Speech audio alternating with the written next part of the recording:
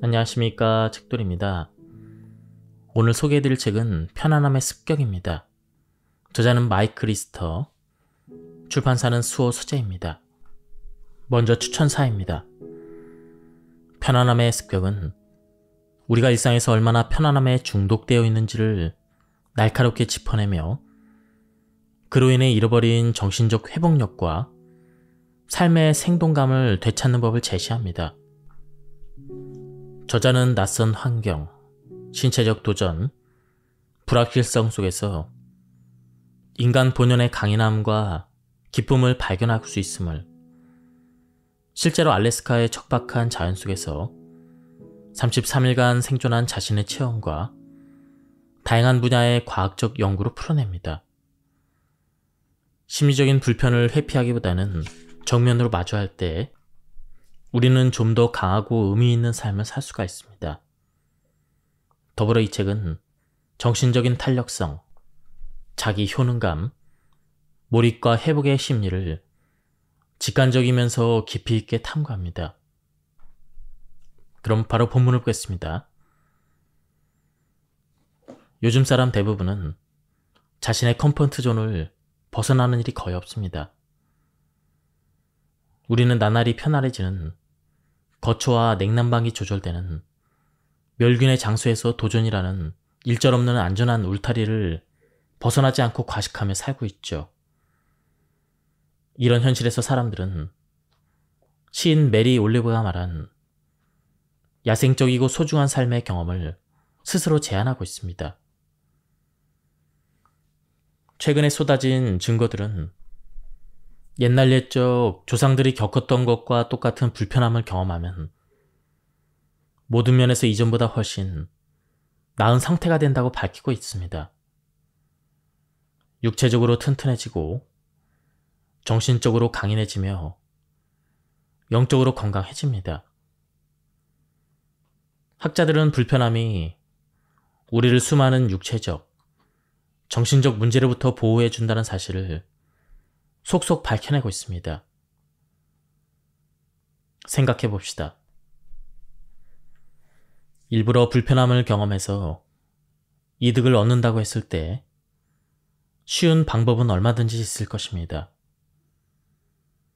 일상생활에 쉽게 적용해서 몸과 마음과 정신을 개선할 수 있는 방법들 말이죠.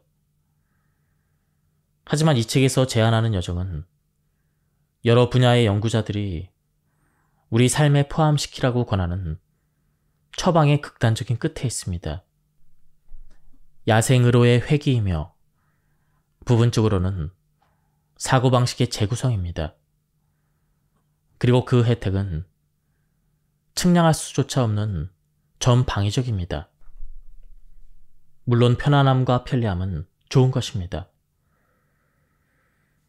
그러나 인간에게 가장 중요한 지표인 행복하고 건강한 삶이라는 측면에서 우리는 늘 진보시키지만은 않았습니다.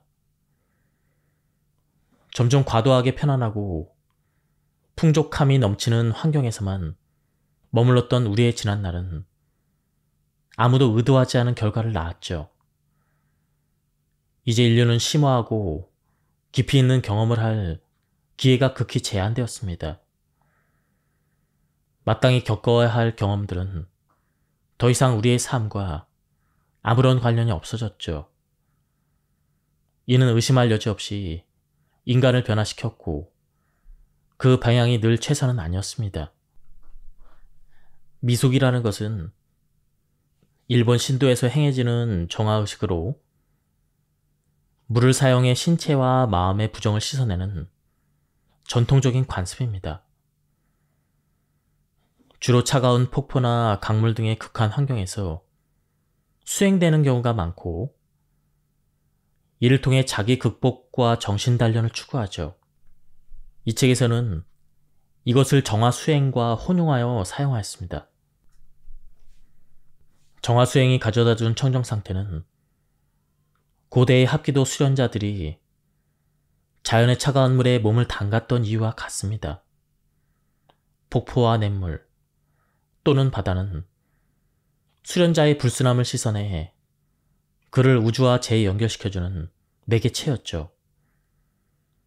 이후에 정화수행이라는 개념은 문명세계에서 얻은 오염을 정화하기 위해 자연 속으로 장엄한 도전을 떠나는 방식으로 응용되기도 했습니다. 현대의 극한 자기수련은 굳어있는 뇌와 육체와 정신을 재부팅시킵니다. 한계를 깨부숨으로써 옛 일본의 합기도 수련자들이 추구했던 마음챙김과 중심 잡힌 자신감, 정신력을 안겨줍니다. 수십만 년에 걸쳐 진화하는 동안 인간이 힘든 일을 하지 않았다면 절대로 생존할 수 없었을 것입니다. 안전망도 없었죠. 옛날 사람들은 늘 도전에 맞닥뜨렸습니다. 사냥을 할 때, 부족을 위해 식량을 구할 때,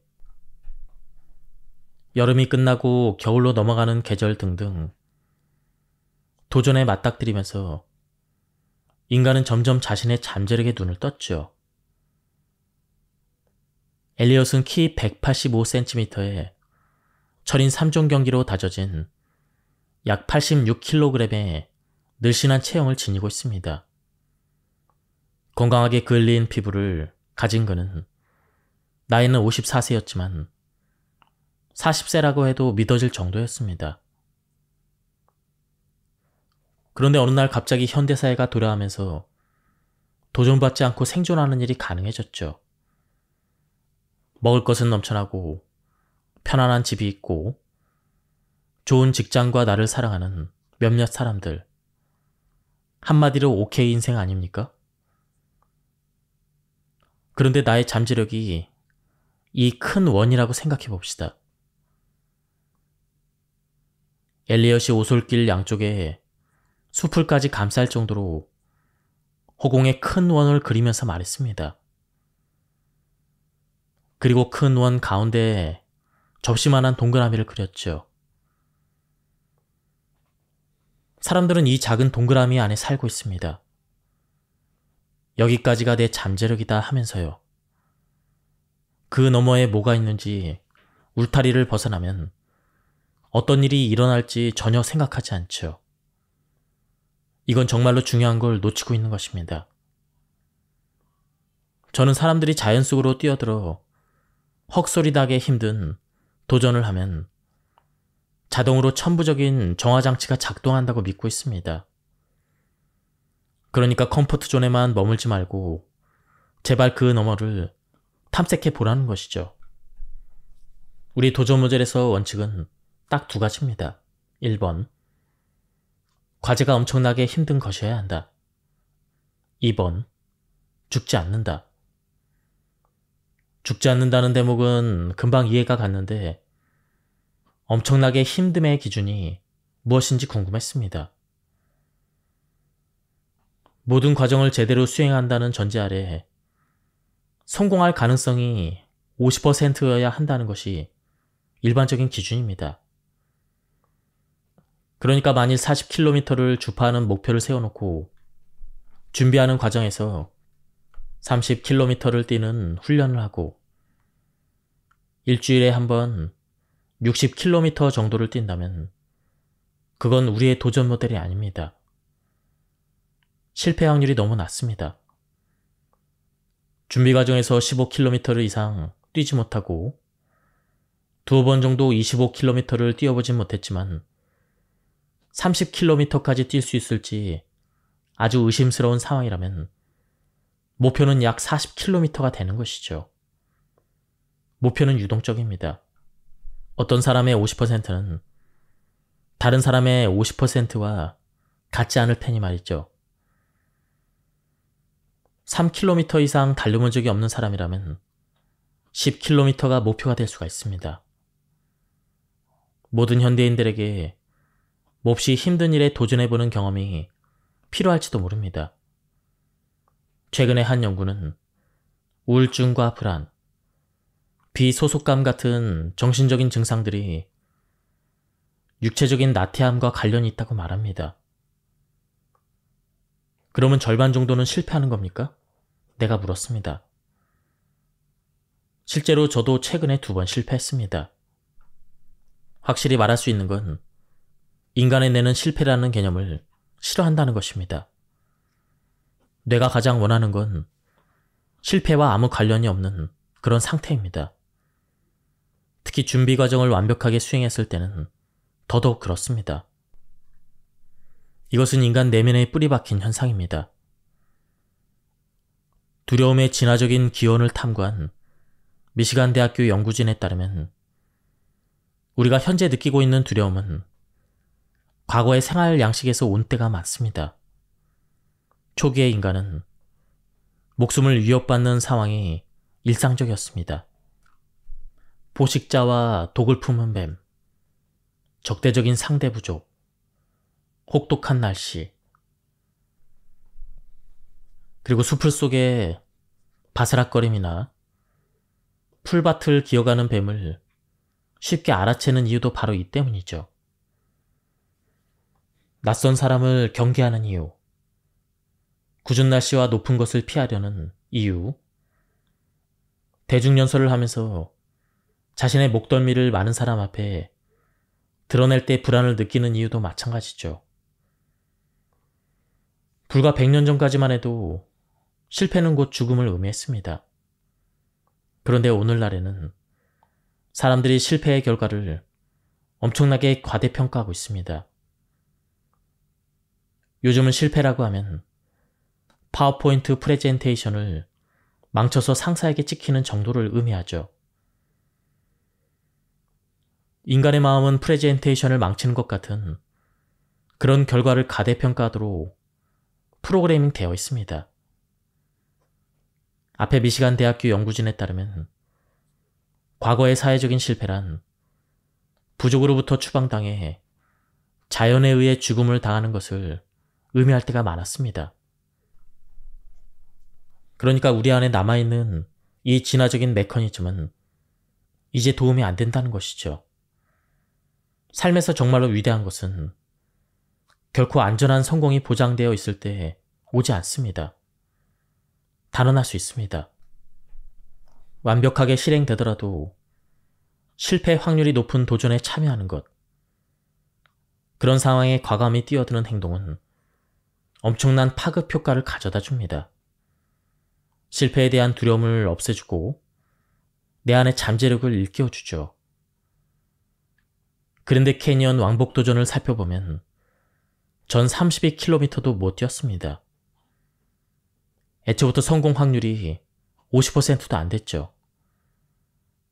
그런데 처음에 그 그랜드 캐년의 사우스림 가장자리에 섰을 때 내가 초인이라는 느낌까지는 아니어도 이미 나에게 도전을 할 적절한 도구가 갖추어져 있구나 라고 느꼈습니다. 내가 알고 있던 힘, 그 이상의 힘이 느껴지더군요. 일종의 모험심 같았습니다.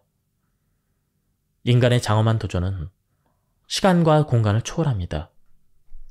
뉴욕 대학교의 학자들은 1990년대를 헬리콥터 양육의 시작으로 봅니다. 연구진에 따르면 이 무렵의 부모들은 미디어가 조정한 납치에 대한 두려움에 아이가 16세가 되기 전까지는 보호자 없이 집 밖으로 나가는 것을 허락하지 않았습니다. 그리고 이제 헬리콥터 양육은 재설기 양육으로 전락했습니다.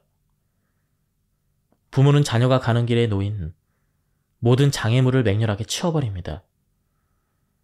우울과 불안에 시달리는 젊은이의 비율이 비정상적으로 높은 것을 넘어 계속 증가하고 있는 그 현상의 원인은 아이의 탐험을 가로막는 풍주에서 찾을 수가 있습니다.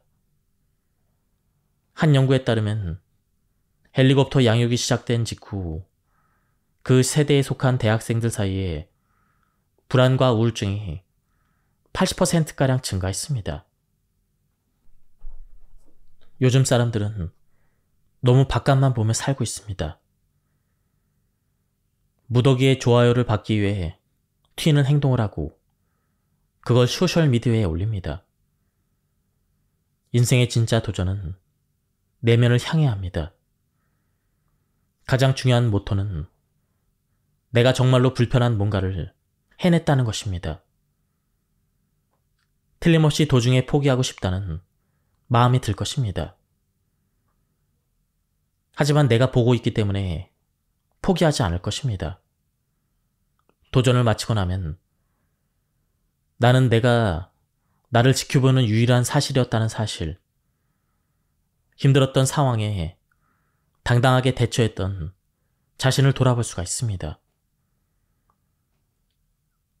그때 말로 다 할 수 없는 깊은 만족감이 찾아옵니다. 지금껏 살아오면서 지켜보는 사람이 나밖에 없을 때 스스로 옳다고 생각하는 일을 제대로 해본 적이 몇 번이나 있습니까? 그런 일을 하려면 청중이나 타인의 대단한 칭찬이 필요할까요?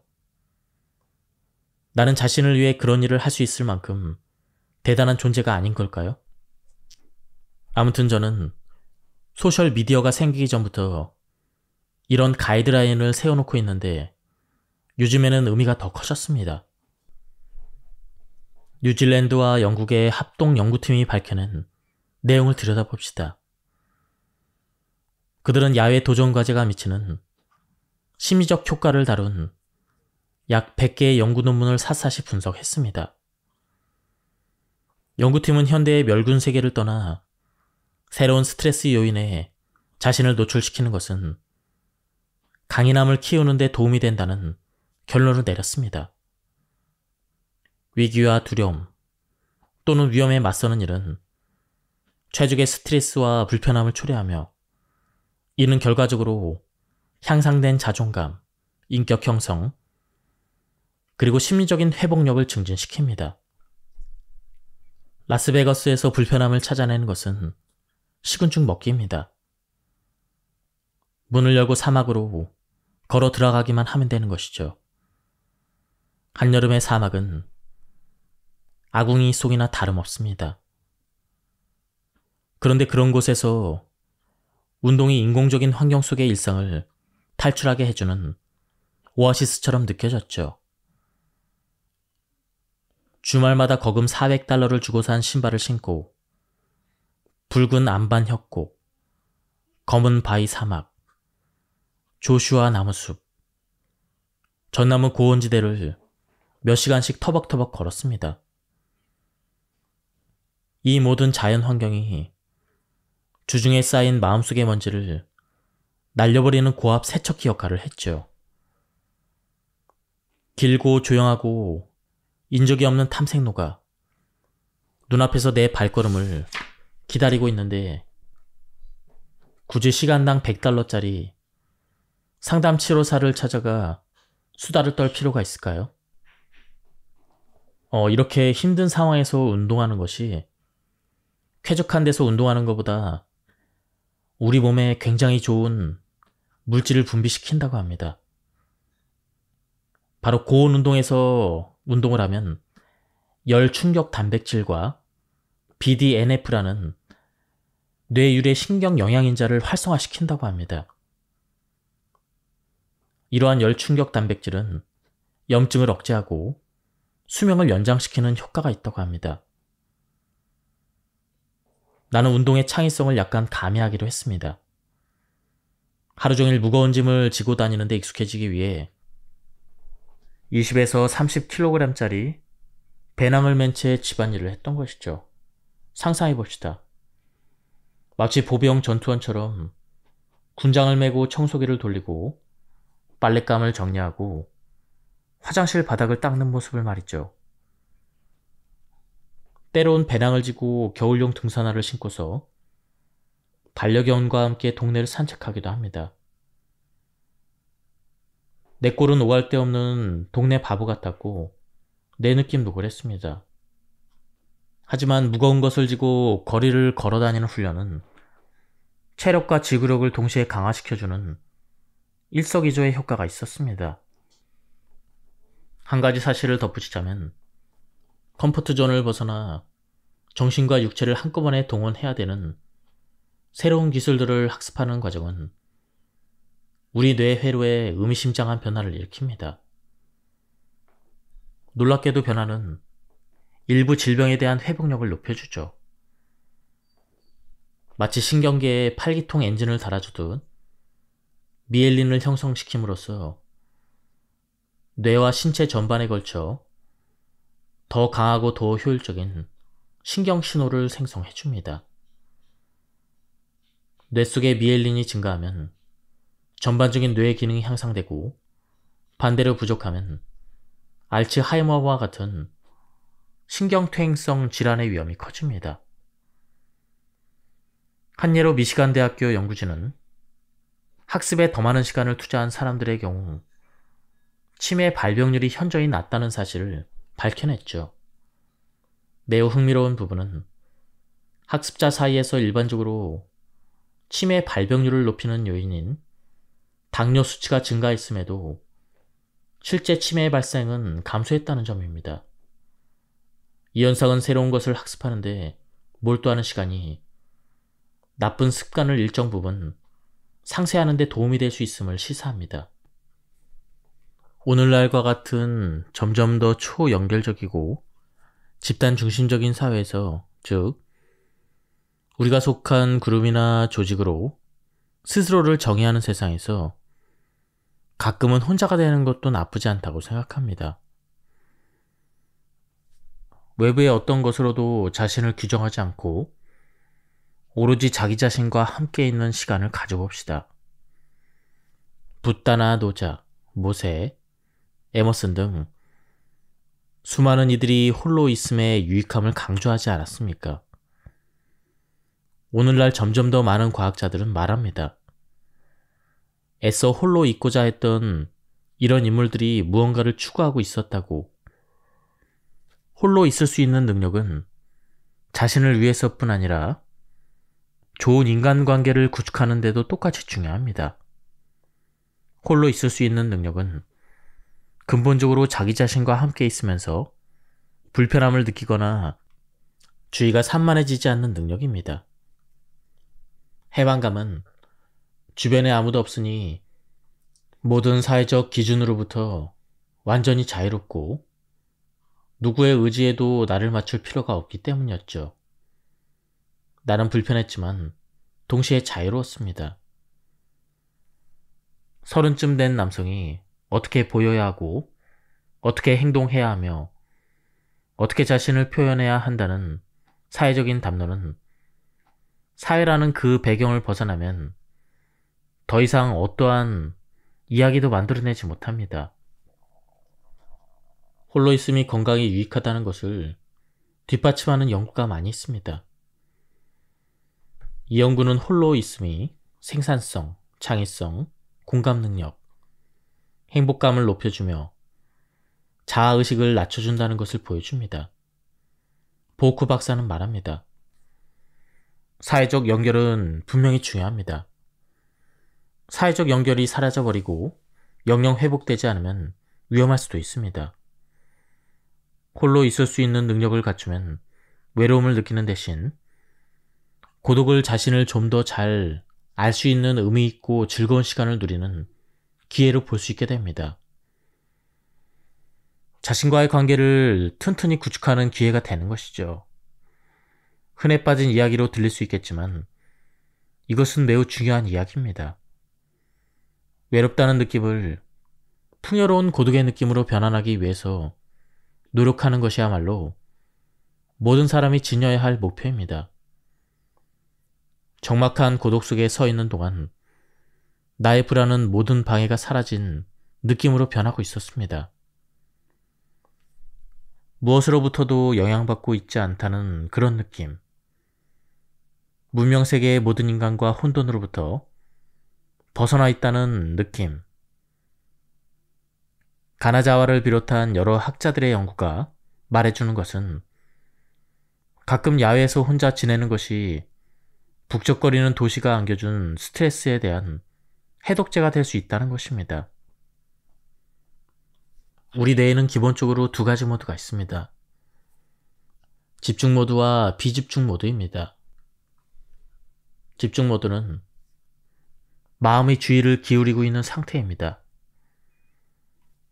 외부에서 들어오는 정보를 처리할 때 또는 과제를 수행할 때, 스마트폰을 들여다볼 때, TV를 볼 때, 대화를 할 때, 혹은 그 밖의 외부 세계에 주의를 기울여야 하는 모든 행위를 할 때 우리의 뇌는 집중 모드가 됩니다.